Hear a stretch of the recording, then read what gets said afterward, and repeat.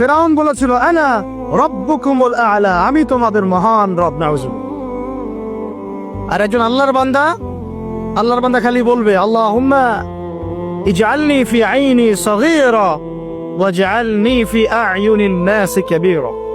আল্লাহ তুমি আমাকে নিজের চোখে ছোট বানায় দাও আর অন্য মানুষের চোখে আমাকে বড় বানায় দাও।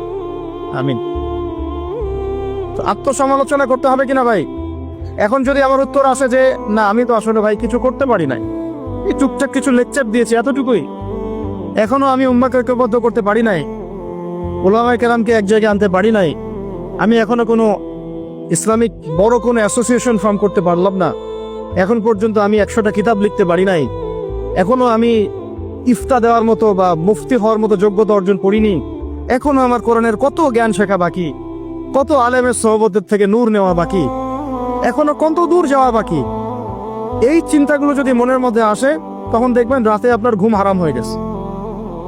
তখন আপনার প্রচেষ্টা চলবে ইনশাল্লাহ কিভাবে এগুলো আপনি অর্জন করতে পারেন।